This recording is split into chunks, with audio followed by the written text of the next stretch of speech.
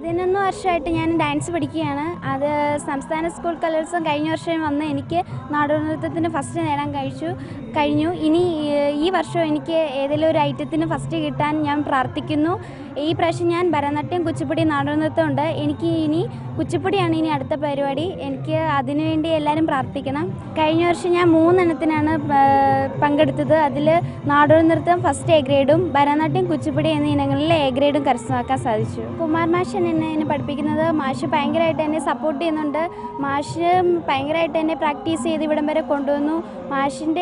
മാഷിന് ഞാൻ ഒരുപാട് നന്ദി പറയുന്നു. പിന്നെ എൻ്റെ സ്കൂളിൽ ഞാൻ ചക്കുവള്ളം ഗവൺമെൻറ് സ്കൂളിലാണ് പഠിക്കുന്നത്. അവിടെ ടീച്ചേഴ്സ് ആണെങ്കിലും എൻ്റെ ഫ്രണ്ട്സ് ആണെങ്കിലും എനിക്ക് വേണ്ടി ഭയങ്കര സപ്പോർട്ടാണ്. എല്ലാവരും എനിക്ക് ഒരേപോലെ നിന്ന് ഇവിടെ ഇത്രയും ഹാജരൊക്കെ പോകുമ്പോൾ അവരാണ് എനിക്ക് നോട്ടൊക്കെ എഴുതി തന്ന് എന്നെ ഹെൽപ്പ് ചെയ്യുന്നത്. എല്ലാവർക്കും എനിക്ക് ഭയങ്കര സന്തോഷമുണ്ട് ഇവിടം വരെ എത്തിയതിൽ. എനിക്കൊരു ഫസ്റ്റ് കിട്ടണം എന്ന് പ്രാർത്ഥിക്കുന്നു. ഞാൻ കലോത്സവത്തിൽ പങ്കെടുക്കുന്നതിനെക്കുറിച്ചുള്ള ചിലവ് എല്ലാവർക്കും അറിയാവുന്നതാണ്. അതിന് ഞങ്ങളെ കൊണ്ട് താങ്ങാൻ പറ്റുന്നതിലും വളരെയധികം ചിലവാണതിൽ. അതുകൊണ്ട് ഞങ്ങൾ ഈ കുഞ്ഞിൻ്റെ കഴിവോർത്ത് മാത്രമാണ് ഇതിലോട്ട് ഇറങ്ങിയത്. ഞങ്ങൾ 2 പേരും തോട്ടം തൊഴിലാളികളാണ്. ഞങ്ങളുടെ വരുമാനം ഇതിന് തികയുന്നില്ല. എങ്കിലും അവൾക്കൊരു ഭാവി ഇതിൽ നിന്നുണ്ടാകുമെന്നുള്ള പ്രതീക്ഷയോടെ ഞങ്ങൾ ഇതിനകത്ത് ഇറങ്ങിയത്. അയൽക്കൂട്ടംകാരികളും സ്കൂളുകാരും എല്ലാവരും കൂടെ സപ്പോർട്ട് ചെയ്താണ് ഞങ്ങൾ ഇവിടം വരെ എത്തിയത്. കഴിഞ്ഞ വർഷം ആദ്യമായിട്ടാണ് അവൾ സ്റ്റേറ്റ് കലോത്സവത്തിൽ പങ്കെടുക്കുന്നത്.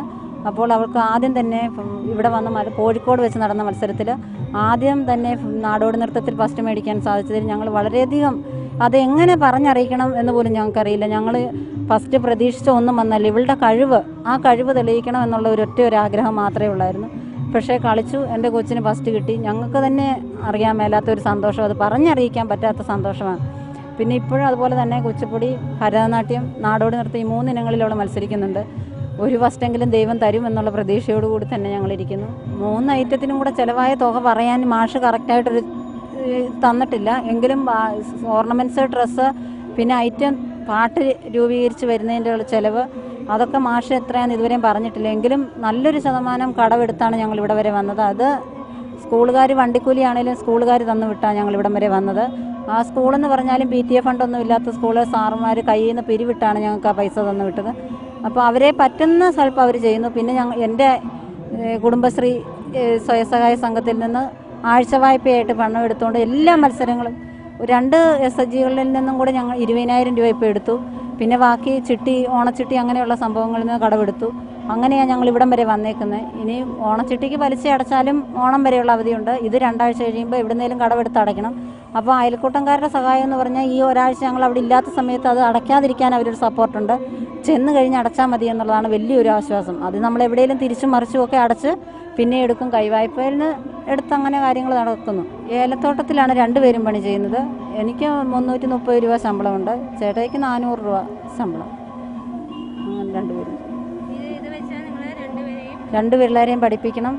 ഇവള് പഠിത്തത്തിലാണെങ്കിലും ഇവള് വലിയ പുറകോട്ടൊന്നുമല്ല. സ്കൂളിലെ അടുത്ത വർഷത്തെ മൊത്തം A+ കരസ്ഥമാക്കുമെന്നുള്ള ടീച്ചർമാരുടെ ഒരു ഇതും കൂടെ ഉണ്ട്. ഈ കഴിഞ്ഞ പ്രാവശ്യം BTAക്ക് വിളിച്ചപ്പോഴും 3 പേരാണ് അവർക്ക് പ്രതീക്ഷയെന്ന് പറഞ്ഞതിൽ ഒരു കുട്ടി അശ്വതിയാണ്.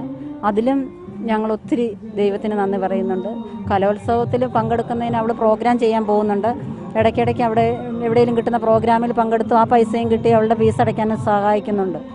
അങ്ങനെ രണ്ടും കൂടെ പഠിത്തവും കലോത്സവവും ഒരുപോലെ കൊണ്ടുപോകാൻ അവൾക്ക് സാധിക്കുന്നുണ്ട്. പണക്കൊഴുപ്പിൻ്റെ മേളയായ കലോത്സവത്തിൽ പങ്കെടുക്കുന്ന പാവപ്പെട്ടവരുടെ പ്രതിനിധിയാണ് അശ്വതി. ഇടുക്കിയിലെ തൊഴിലാളി കുടുംബത്തിൽ നിന്നെത്തിയ അശ്വതി ഏറെ ബുദ്ധിമുട്ടുകൾ സഹിച്ചാണ് കലോത്സവത്തിനായി എത്തിയിരിക്കുന്നത്.